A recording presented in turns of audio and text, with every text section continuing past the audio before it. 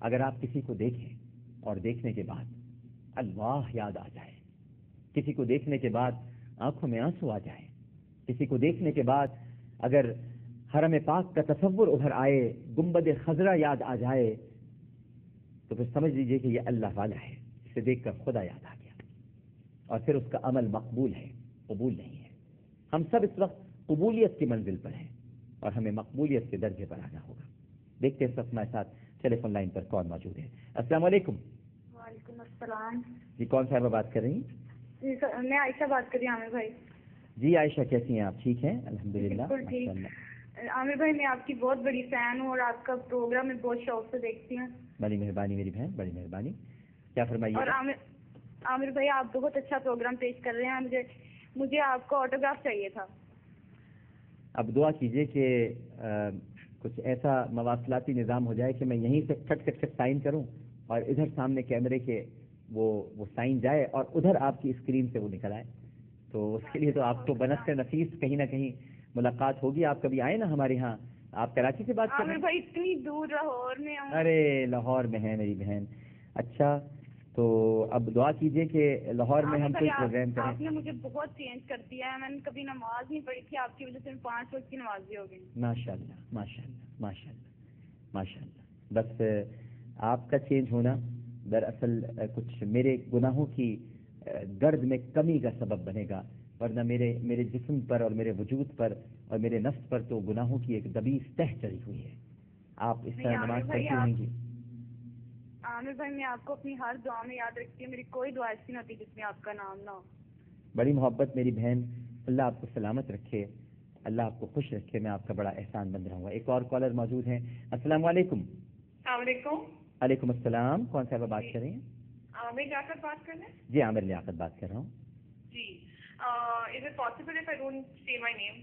جی جی بالکل، آپ اپنا نام نہیں بتائیے پلیز۔ اوکے ایکچولی عامر بھائی مجھے ایک بات یہ پوچھنی تھی میرے ابو کے حوالے سے۔ جی جی۔ میرے ابو ہیز بین ورکنگ ان ایک کمپنی میں کام کر رہے تھے بہت عرصے سے، ٹھیک ہے، اینڈ 25 ایئرس تک ان کو اوارڈ ملتے رہے ماشاء اللہ، ان کی پرفارمنس واز ایکسلنٹ۔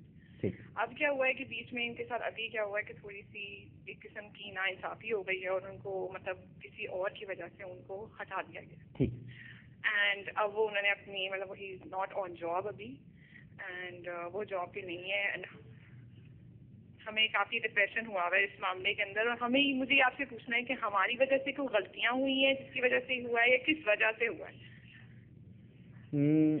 مطلب مجھے ایک بات بتائیں، ایک بندہ جس نے اپنی پوری ایک سروس گزاری ہے، نہ کسی سے جھوٹ بولا ہے، نہ کوئی مطلب پوری لائلٹی کے ساتھ ایک سروس گزاری ہے، اس کے ساتھ اتنا بڑا حادثہ ہو جاتا ہے، اس میں کوئی اللہ تعالیٰ کی مصلحت ہے؟ کیونکہ ہمیں سمجھ میں نہیں آ رہا ابھی جو میں آپ کو تسلی دینے کی کوشش کرتا ہوں، میری بات توجہ سے سنیے گا۔ آپ ہیں نا ٹیلی فون لائن پر اس وقت؟ جی جی۔ اچھا یوں سنیے گا کہ ایک صحابی تھے، ان کا نام تھا حضرت خباب۔ کیا نام تھا؟ کیا نام تھا؟ حضرت خباب۔ حضرت خباب بن ارت رضی اللہ تعالی عنہ۔ جی اب ہوا کیا میری بہن کہ حضرت خباب جو تھے وہ اسلام لے کر آ گئے تھے، لیکن ان کی جو مالکہ تھی وہ ایک عورت کے غلام تھے، تو وہ مالکہ کیا کرتی تھی کہ حضرت خباب کو اذیت دینے کے لیے روزانہ ایک لوہے کی سلاخ گرم کرتی تھی اور اس سے ان کے سر پر کنگھا کیا کرتی تھی، جس سے ان کی کھال اتر جاتی تھی، پہلے بال اترے پھر کھال اتری، ایک دن گوشت بھی ادھر گیا اور چربی دکھائی دینے لگی اور پھر مغز بھی نظر آنے لگا، تو تکلیف سے اور شدت سے بے ہوش ہو گئے، اور وہ ان کے جسم پر جگہ جگہ وہ سلاخ داغا بھی کرتی تھی، اذیتیں دیتی تھی، کھانا پینا بند کر دیا تھا، سب کچھ ان سے چھین لیا تھا اسلام لانے پر۔ تو ایک دن وہ بہت زیادہ تکلیف جب ان کو ہوئی، بہت زیادہ درد جب ہوا، تو وہ نبی کریم صلی اللہ علیہ وآلہ وسلم کے پاس تشریف لے گئے۔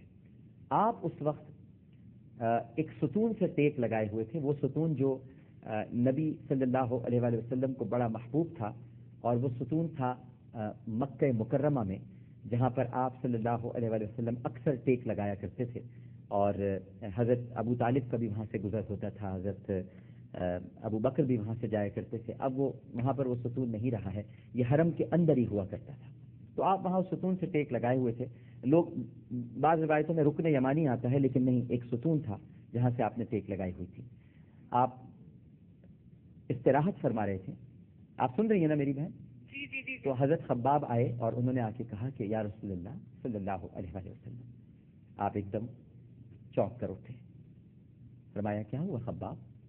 بڑی بری حالت میں ہو، پورا چہرے سے پورا لہو ٹپک رہا ہے. روتے ہوئے کہنے لگے سرکار کیا ہم حق پہ نہیں ہیں؟ آپ نے فرمایا کیوں خباب، کیوں نہیں ہیں، ہم حق پر ہیں. عرض کیا کہ یا رسول اللہ کیا آپ سچے رسول نہیں ہیں؟ فرمایا میں اللہ کا سچا رسول ہوں خباب. عرض کیا کہ یا رسول اللہ کیا اللہ ہماری مدد نہیں کرتا؟ فرمایا اللہ ہماری مدد کرتا ہے خباب. بات کیا ہوئی؟ تو عرض کیا کہ یا رسول اللہ جب اللہ ہمارے ساتھ ہے، آپ سچے رسول ہیں، ہم نے کچھ غلط نہیں کیا، ہم سچائی پر ہیں، تو پھر یہ میرا سر دیکھیے جو پوری کھال ادھڑ چکی ہے، چربی دکھائی دے رہی ہے، مجھ سے کیا غلطی ہو گئی، مجھ سے کیا گناہ ہو گیا؟ آپ اس وقت رو پڑے اور خاموش ہو گئے. آپ جب خاموش ہوئے تو ایک وحی نازل ہوئی. حضرت جبرائیل علیہ السلام تشریف لائے اور انہوں نے کہا، یعنی قلب اطہر پہ جو وحی نازل ہوئی، اور پھر رسول نے ارشاد فرمایا ام حسبتم ان تدخلوا الجنة ولما ياتكم مثل الذين خلوا من قبلكم مستهم الباساء والضراء وزلزلوا حتى يقول الرسول والذين آمنوا معه متى نصر الله الا ان نصر الله قریب.